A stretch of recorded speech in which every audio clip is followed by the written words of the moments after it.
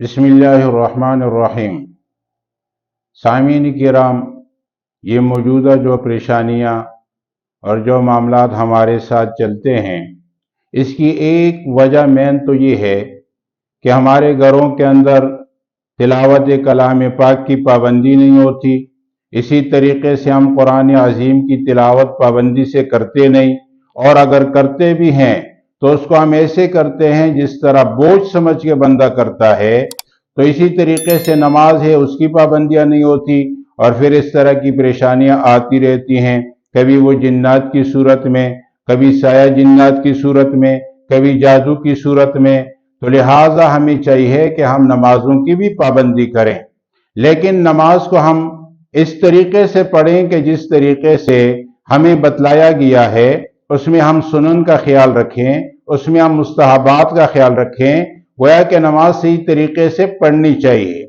जब हम नमाज को दुरुस्त कर लेंगे, हमारी नमाजी ठीक हो जाएंगी, हम अपनी नमाजों की पाबंदी कर लेंगे, तो इंशाअल्लाह ये मसाइल अल्लाह तबारक व ताला उन नमाजों की बरकत से खुद ही हल फरमा देंगे, और हमें कहीं भटकने की और जाने की जरूरत भी नहीं पड़ेगी।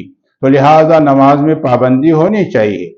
लेकिन अगर हमारी नमाज इस दर्जे की हो कि हम नियत तो अल्लाह की तरफ बांध लेते हैं, फिर हमारा जहन, हमारी सोच कहीं और हो, तो ऐसी नमाज के बारे में हदीस में तो आता है कि वो वापस मार दी जाती है उस नमाजी के मुंह के ऊपर। तो लिहाजा हमें अपनी नमाजों को ठीक करना चाहिए, और अल्लाह तबारक व ताला इन मसाइल को हल फरमा देंगे। एक वाकया है, कहते हैं कि एक बंदा एक मस्जिद के अंदर असर की नमाज पढ़ा करता था। तो एक दिन इमाम साहब से गलती हो गई।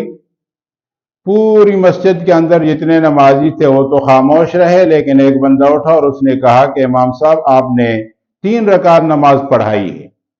इमाम साहब हैरान हो गए कि सब लोग खामोश हैं और एक साहब कह रहे कि 3 रकात नमाज पढ़ाई। तो उससे पूछा कि भाई, आपको कैसे पता चला, ये इतने लोग खामोश बैठे हुए हैं?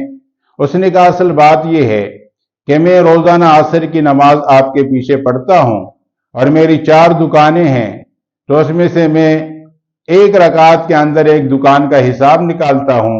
3 दुकानों का हिसाब तो मेरा पूरा हो गया, एक दुकान का हिसाब बचता है, इसलिए मैं समझ गया कि आपने 3 रकातें पढ़ी।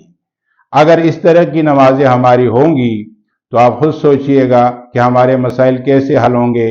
अल्लाह तबारक व ताला हमें सही तरीके से नमाज पढ़ने की तौफीक दे कि अल्लाह तबारक व ताला की तरफ हमारी पूरी तवज्जो हो, मनाजात हो अल्लाह तबारक व ताला के साथ, तो हमारे मसाइल इंशाअल्लाह आसानी से हल हो जाएंगे।